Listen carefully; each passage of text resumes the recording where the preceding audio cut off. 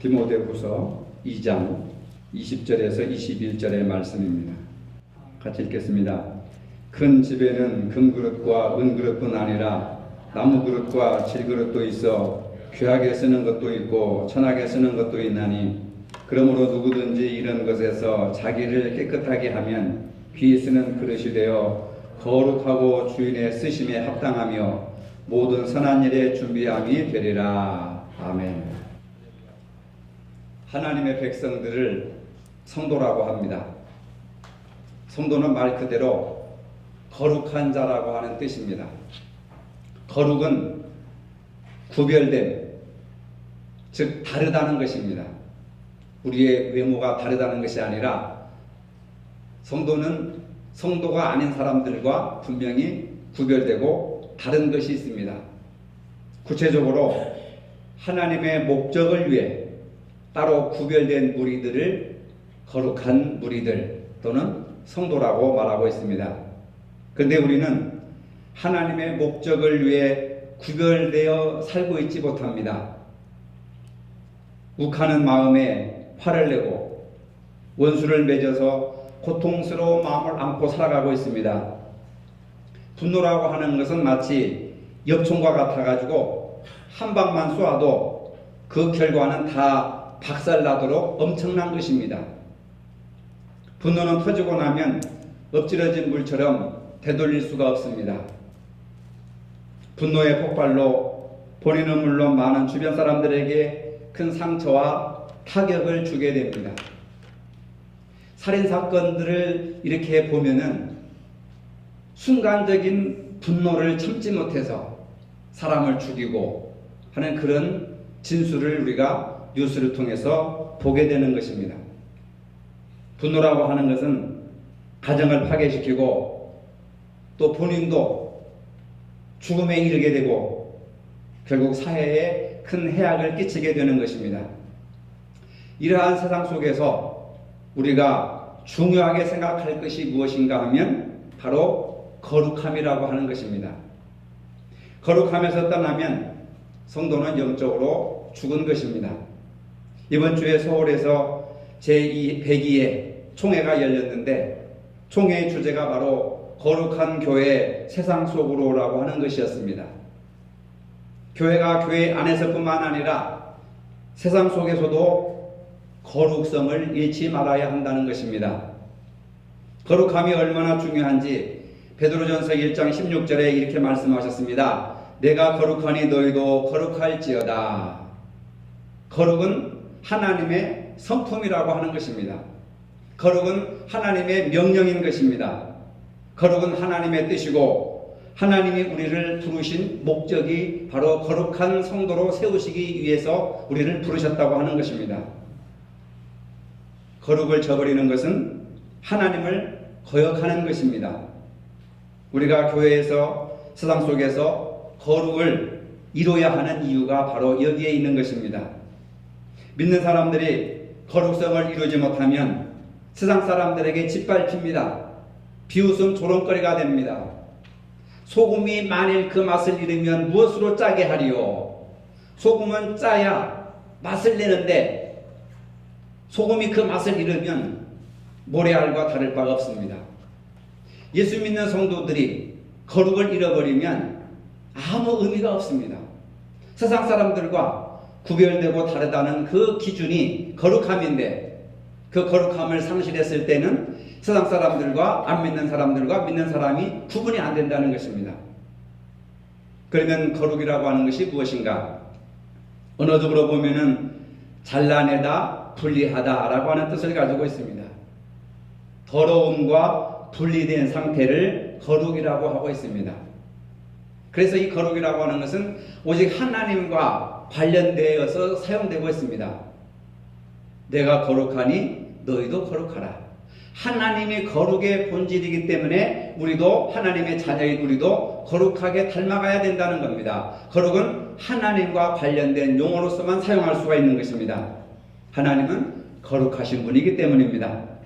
우리가 거룩해야 하나님의 자녀로 올바르게 살아갈 수가 있습니다.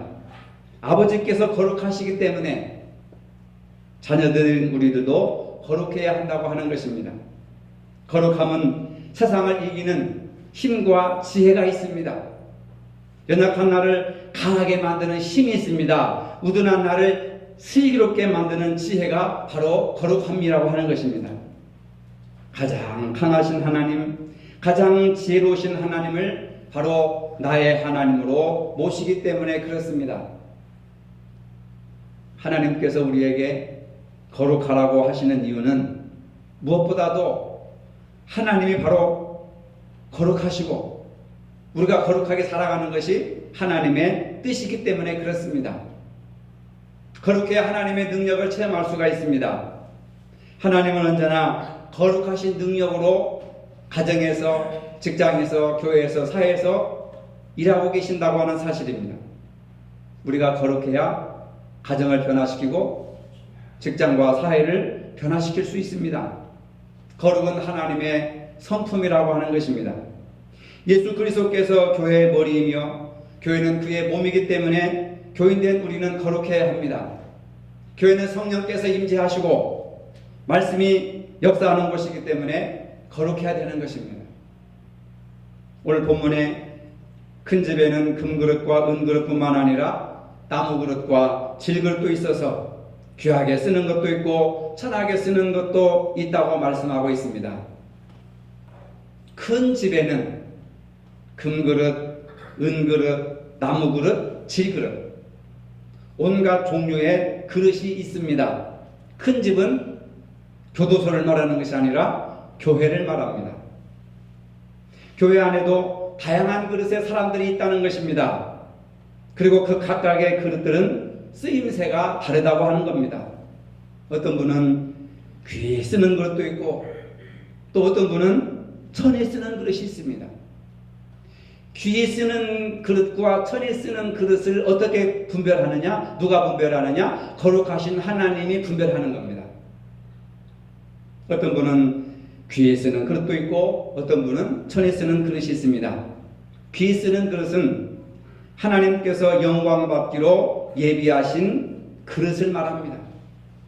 하나님께 영광을 돌리며 살아가는 그릇을 귀에 쓰는 그릇, 멸망하기로 준비된 진노의 그릇은 천이 쓰는 그릇입니다. 하나님의 영광을 위해서 쓰임받는 그릇은 귀에 쓰는 그릇이고 천에 쓰는 그릇은 멸망하기로 준비된 진노의 그릇이라는 겁니다. 분명히 교회 안에는 귀에 쓰는 그릇이 있고 천에 쓰는 그릇이 존재하고 있습니다. 하나님의 교회 안에 귀하게 쓰이도록 예비된 교인과 천하게 쓰이도록 예비된 교인이 분명히 공존하고 있다는 것입니다. 성경에 보면 밭에는 알곡과 쭉정이가 있고 곡식과 가라지가 같이 자라고 있습니다. 음식점에 가보면은 음식을 뚝배기 그릇에 담아서 내오는 맛있는 음식이 있습니다. 맛있는 음식을 금그릇이나 은그릇에 담아오지는 않습니다. 혹시 너무나도 귀한 손님이 오면은 정갈하고 맛있는 음식을 금그릇이나 은그릇에 담고 금수저, 은수저로 내놓을 수도 있습니다. 그러나 대부분 보통 그릇에다가 그 식당에서 흔히 쓰는 그릇에다가 음식을 담아옵니다. 귀 쓰는 그릇과 천에 쓰는 그릇은 재질의 문제가 아니라는 겁니다. 금그릇이지만은 천하게 쓰일 수도 있고 질그릇이지만은 귀하게 쓰임받을 수도 있다는 것입니다. 천하게 쓰이는 그릇은 그릇의 값이 싸구려이고 재질이 하급이라고 하는 뜻이 아닙니다. 천하다는 말은 수치스럽고 불명예스럽게 쓰인다는 것을 말하고 있습니다. 금처럼 또 은처럼 세상에서는 아름답게 보이고 좋아 보여도 하나님 보시기에 그 사람이 수치스러운 그릇으로 쓰임받고 있다고 하는 것을 이야기하는 겁니다. 또는 세상에서 볼 때 나무 그릇과 질그릇과 같이 천하고 또 낮은 사람이지만 하나님이 보실 때에는 귀하게 쓰임받는 그릇일 수도 있다고 하는 것입니다.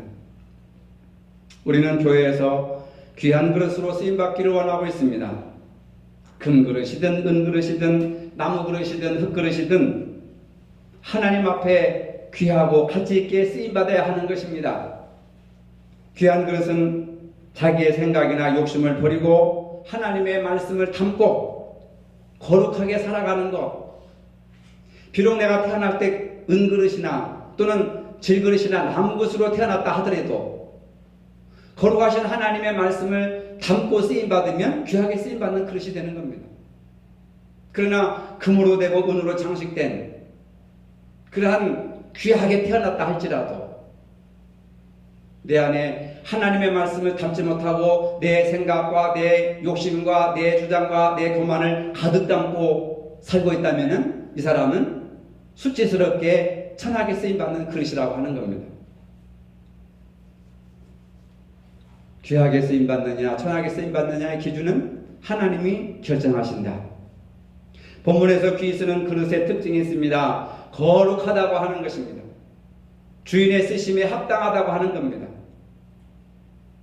하나님의 말씀을 담으니까 하나님이 기뻐하시는 거예요. 그러니까 날마다 그것을 쓰는 겁니다. 그게 주인의 쓰심에 합당하며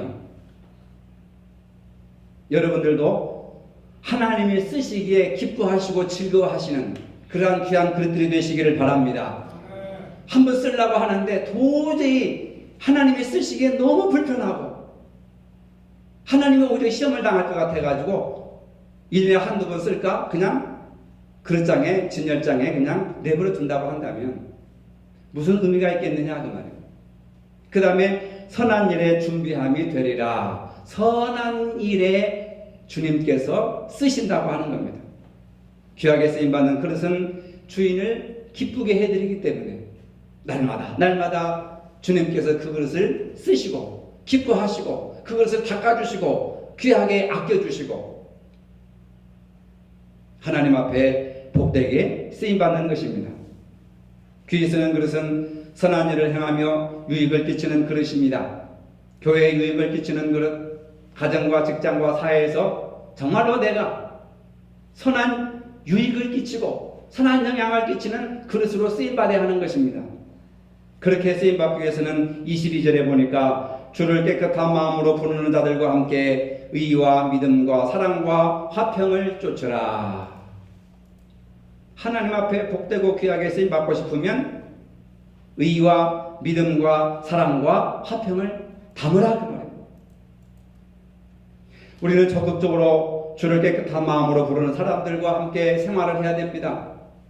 거룩한 생활을 통해서 의와 믿음과 사랑과 화평을 따르는 생활을 해야 됩니다. 그러한 삶을 사는 사람들과 가까이 해야 됩니다. 그래야 나도 그런 사람들이 되는 것입니다. 많은 사람들은 겉만 깨끗하면 거룩하다고 생각을 합니다. 의와 믿음과 사랑과 화평을 담아야 거룩한 삶이라고 할 수가 있는 것입니다. 더러운 그릇을 씻는 것과 맛있는 음식을 담는 것과는 다른 얘기입니다. 그릇을 씻는 일은 거룩이 아닙니다. 거룩을 위한 준비일 뿐입니다. 왜 설거지를 합니까? 다음에 그 그릇에다가 음식을 담기 위해서 설거지를 하는 겁니다. 목적은 설거지가 아니라 그릇에 음식을 담기 위한 것입니다. 그런데 안타깝게도 바리새인들과 서기관들과 사두개인들은 평생 동안 그릇 씻는 일에만 아주 열심을 냈습니다. 율법을 지키고 죄를 안 짓고 얼마나 열심을 냈는지 모릅니다. 그것도 참 가상한 일이고 대단한 일이지만은 그들은 하나님의 말씀에 순종하는 말씀을 담지 못했습니다.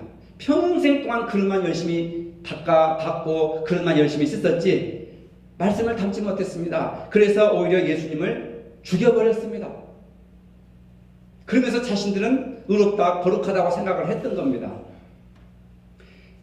바리새인들은 씻어진 그릇에 무엇을 담을 것인가를 생각하지 않고 단순히 그릇을 씻는 일에만 열심이었습니다. 거룩함을 잊기보다는 깨끗이 씻어진 그릇에 자신들의 욕망을 가득 담아버렸습니다. 말씀에 순종하는 거룩한 삶을 살지 못했습니다. 그래서 남을 비판하고 정죄하고 돌로 쳐 죽이기도 하고 심지어는 예수님을 십자가에 끌어다가 못 박아 죽는데 1등 공신의 역할을 한 사람들이 바로 그릇만 열심히 씻는 사람이었습니다. 그들은 자신들을 스스로 금그릇이라고 생각하고 은그릇이라고 생각해가지고 하나님을 최고로 잘 믿고 하나님을 제일 가까이 모시고 그리고 신앙생활에 본이 되고 덕이 된다고 스스로 착각을 했던 것입니다. 겉으로 잘 믿는 것처럼 보인다고 주여 주여 한다고 말씀을 인용하고 말씀을 암송하고 말씀으로 교훈한다고 잘 믿는 것이 아니고 거룩한 것이 아닙니다. 그릇 안에 하나님의 말씀과 순종을 가득 채울 때에 하나님이 거룩하시니 그 거룩하신 말씀을 내가 채울 때에 내가 거룩해진다고 하는 겁니다. 신약의 바리새인들은 죄를 짓지 않으려고 평생 싸우다가 그릇만 깨끗이 씻고 복음을 담지 못했습니다. 거룩은 거룩한 삶을 사는 것입니다. 그러면 거룩을 깨뜨리는 것이 무엇입니까? 이런 이야기가 있습니다. 사탄의 졸개들이 사막에서 묵상하고 기도하는 거룩한 성자를 유혹해서 쓰러뜨리고자 계획을 세웠습니다. 다양한 방법으로 먹을 것으로 아름다운 여자로 돈으로 부귀영화로 다 유혹을 해도 이 성자는 요지부동하지 않았습니다.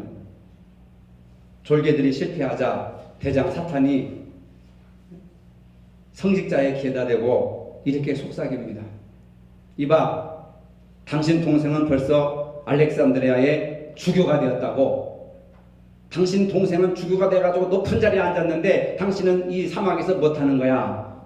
이 말을 들은 이 수도사는 갑자기 얼굴이 일그러지고 막 화가 나고 먹구름이 끼었습니다. 사탄은 만족스러운 표정으로 그의 졸개들에게 이렇게 말합니다. 시기하는 마음과 질투하는 마음, 바로 이것이 거룩하게 살게 하는 사람들을 파괴하는 최고의 무기다. 돈으로, 여자의 아름다움으로, 세상 명예와 부귀로, 물질로 아무리 교육해도 요지부동하지 않던 이 성자가 당신 동생이 당신보다 훨씬 높은 자리에 앉았다고 시기와 질투의 바람을 이렇게 집어넣으니까 내 동생이 나보다 훌륭한 사람이 됐어? 하고 그 거룩함이 파괴되더라, 그 말입니다. 우리 마음속에 시기와 질투라고 하는 마음이 있다면 거룩을 파괴하는 사탄의 무기인 줄로 믿으시기를 바랍니다. 우리도 사람이기 때문에 시기와 질투로 감정이 상할 때가 많이 있습니다. 시기와 질투로 거룩함을 파괴할 때가 많이 있습니다. 그 다음에 거룩을 방해하는 것은 언어 생활입니다. 야고보서 3장 4절 6절에 보니까 혀는 곧 불이요 불의의 세계라. 혀는 우리 주체 중에서 온몸을 더럽히고 삶의 수레바퀴를 불사르나니 그 사르는 것이 지옥불에서 나느니라. 작은 혀가, 우리가 평소에는 여러분들 혀가 안 보이잖아요. 그 안 보이는 혀가 온 산과 들판을 다 태워버리고 잿더미로 만드는 불씨라고 했습니다. 이 작은 혀가 온몸을 더럽힌다고 했습니다. 심지어는 지옥불이라고 했습니다. 서로가 혀를 잘 다룰 수 있다면 영적인 삶은 풍성해질 것이고 여러분들의 가정과 사업터와 교회가 크게 확장되고 아름다운 천국의 모임이 되고 크게 성장할 것입니다. 그런데 왜 가정이 지옥이 되고 왜 직장과 사회와 교회가 지옥이 되느냐? 지옥의 불을 떼니까, 우리가 말로서 혀로서 지옥의 불을 떼니까 지옥이 될 수밖에 없는 거죠. 일언삼사라고 하는 말이 있습니다. 일언삼사, 한 번 말하기 전에 3번 생각하라 하는 뜻입니다. 우리가 꼭 새겨드려야 할 귀한 교훈인 줄 압니다. 말 한 번 하기 전에 3번 생각해야 되는데, 첫째 무엇을 생각해야 되느냐? 내가 이 말을 해가지고 나에게 유익한가? 내가 이 말을 해서 나에게 유익한가? 두 번째, 내가 이 말을 해서 지금 듣는 사람이, 듣고 있는 상대방에게도 유익한가? 세 번째로, 내가 하는 이 말이 이 말 가운데 나오는 그 사람에게도 유익한가? 무슨 내용인지 아시겠죠? 내게 유익한가? 내가 지금 말하고 내 말을 듣고 있는 이 사람도 유익한가? 그리고 내 말 속에 등장하는 아무개, 그 사람에게도 유익한가? 이걸 세 번 생각하고 다 유익하다 하면은 그때 말을 하라고 하는 겁니다. 근데 굉장히 힘들죠. 이렇게 할 수 있는 사람이 훈련이 안 되면 불가능한 겁니다. 그럴 바에는 차라리 침묵하는 것이 지혜롭다고 말하고 있습니다. 침묵이 금그릇입니다, 여러분. 그런데 대부분 그냥 감정에 격화돼 가지고 하고 싶은 말을 다 합니다. 뒷감당이 안 돼 가지고 문제가 발생합니다. 그때부터 마음은 지옥불이 활활 타오르게 됩니다. 따라서 우리는 성령을 따라서 생각하고 성령을 따라서 말하면 그 말 안에 성령의 능력이 전달됩니다. 생명이 전달됩니다. 사랑이 전달됩니다. 은혜가 전달됩니다. 기쁨이 전달됩니다. 거룩이 전달됩니다. 영혼을 살리는 생명의 능력이 전달되는 것입니다. 그러나 육신의 생각을 따라 말하면 죄가 전달되고 거짓이 전달되고 미움과 교만이 전달되고 분노가 전달되고, 그래서 내 마음도 지옥불이 타오르고 내 말을 들은 이 사람도 지옥불이 타오르고, 그리고 제3자가 나중에 이 사람한테 그 말을 들으면 배나 더 지옥불이 훨훨 타올라 가지고 그 주변에 지옥불이 영향을 미치게 돼서 지옥이 되어버린다, 그 말입니다. 우리 한 사람 한 사람이 거룩한 삶을 살게 될 때에 진정 교회가 생명력을 회복할 수 있습니다. 주변에 좋은 간증을 남기고 놀라운 역사가 일어나는 하나님의 교회가 되는 것입니다. 하지만 오늘 현대 교회는 바로 하나님의 생명력을 점차 상실해 가고 있습니다. 우리는 연약하기 때문에 스스로 거룩해질 수가 없습니다. 오직 하나님의 성령이 나를 지배하고 성령의 인도하심이 있을 때만 비로소 거룩한 모습을 우리가 회복할 수가 있습니다. 이 성령의 충만함은 회개와 고백으로부터 시작되는 것입니다. 나의 연약함을 솔직하게 하나님 앞에 고백할 때에 성령께서 우리 마음속에 오셔서 우리에게 기쁨을 주시고 또 평강을 주시고 상처받은 마음을 어루만져 주십니다. 거룩은 구원받은 이후에 이 세상에서 하나님의 자녀다운 삶을 살도록 힘을 주는 것입니다. 그럼 우리가 어떻게 거룩하게 살아갈 수 있을까? 거룩해지려면 우리의 속사람이 새로워져야 하는 것입니다. 내 속에 있는 것이 말로 나타나게 되고 얼굴 표정으로 나타나게 되는 것입니다. 내면이 거룩하지 못하면 겉만 꾸미는 위선자가 되기 쉽습니다. 우리는 먼저 거룩한 생각을 해야 됩니다. 거룩한 생각이 거룩한 말을 내고 거룩한 말이 거룩한 행동을 가져오게 되는 겁니다. 생각이 거룩하지 아니하면 행실이 결코 거룩해질 수가 없습니다. 만약에 생각이 거룩하지 않은데 말이나 행실이 거룩하게 나타나면 위선자가 되는 겁니다. 남을 속이는 것입니다. 이사야 선자는 55장 7절에서 이렇게 말하고 있습니다. 악인은 그 길을, 불의한 자는 그 생각을 버리고 여호와께로 돌아오라. 불의한 생각을 버리고 하나님께 돌아오라. 요한복음 13장 1절로 2절에 마귀가 가룟 유다에게 이런 마음을 심어 놓았습니다. 예수를 팔려는 생각을 집어넣었다. 마귀가 가룟 유다에게 순간적으로 예수를 팔려는 생각을 집어넣었다. 생각의 죄를 버리지 않으면 거룩한 생활을 할 수가 없습니다. 마귀는 생각으로 침투하고 우리의 욕심이라고 하는 통로를 통해 들어옵니다. 거룩한 생활을 하려면 생각 속에 들어오는 마귀를 먼저 물리쳐야 하는 겁니다. 온갖 달콤한 말로 유혹을 하고 시기와 질투를 불러일으키는 말을 하더라도 물리쳐야 하는 겁니다. 그렇게 우리는 늘 말씀을 사모하고 주님과 가까이 나가고 주님과 교제하는 삶을 살아야 되는 겁니다. 감리교 창시자 주한 웨슬레가 어떻게 하면 내가 거룩한 삶을 살아갈 수 있을까 고민을 했습니다. 그러면서 몇 가지 원칙을 발견했는데, 첫째, 나는 항상 기도하고 있는가? 나는 항상 기도하고 있는가? 둘째, 매 순간 하나님 앞에서 즐거워하고 있는가? 세 번째, 모든 경우에 감사하고 있는가? 네 번째, 욕심내는 것은 없는가? 다섯 번째, 두려워하는 일은 없는가? 여섯 번째, 내 중심에 하나님의 사랑을 느끼고 있는가? 일곱 번째, 무슨 말이나 무슨 일을 하든지 하나님을 기쁘시게 하고 있는가? 이 일곱 가지를 리스트를 작성해가지고 이렇게 일곱 가지를 날마다 점검하며 살아가는 것이 거룩한 삶을 살아가는 것이다. 이렇게 이야기를 한 것입니다. 마하트마 간디는 이런 말을 했습니다. 만일 그리스도인이 기독교적인 삶을 충만하게 산다면 인도에는 힌두교 한 명도 남아있지 않았을 것이다.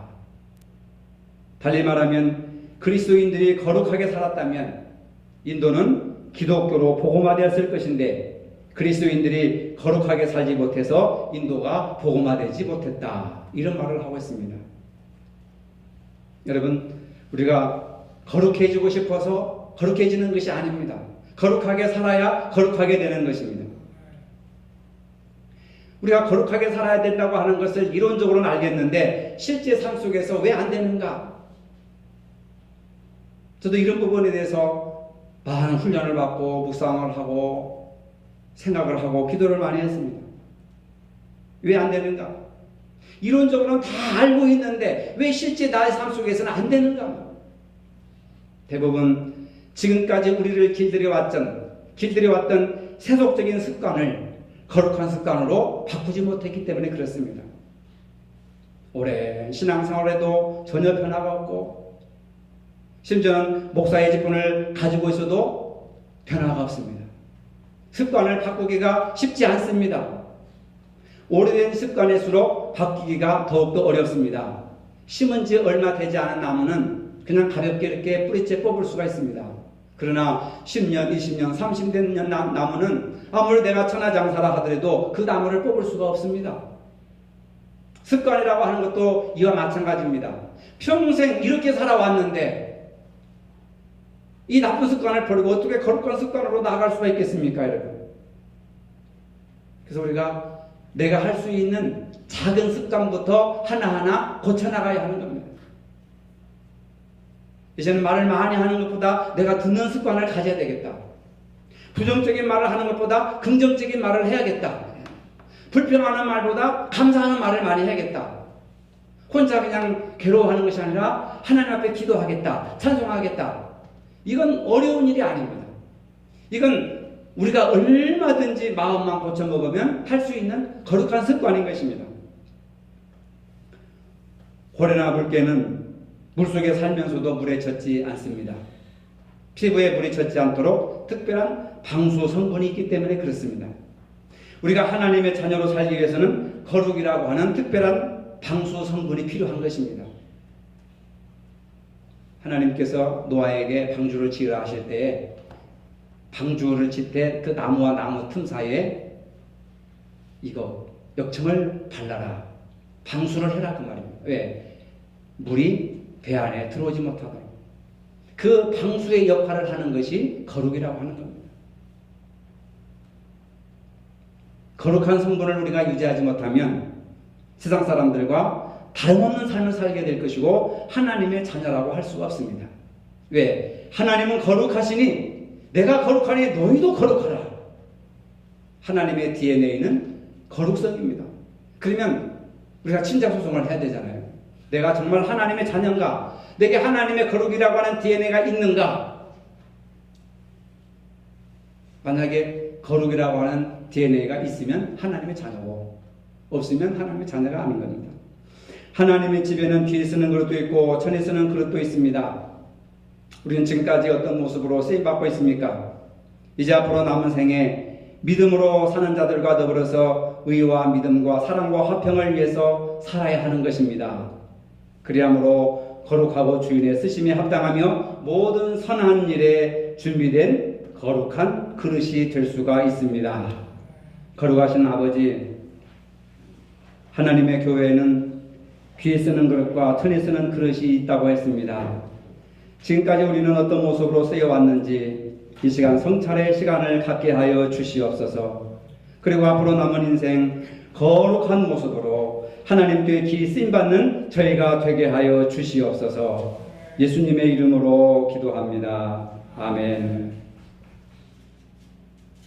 이제는 우리 주 예수 그리스도의 은혜와 하나님 아버지의 무한하신 사랑과 성령의 교통하심이 하나님 교회에 기 쓰임받는 거룩한 그릇이 되길 원하는 모든 성도들 머리 위에 이제로부터 영원토록 함께 하시기를 축원하옵나이다. 아멘.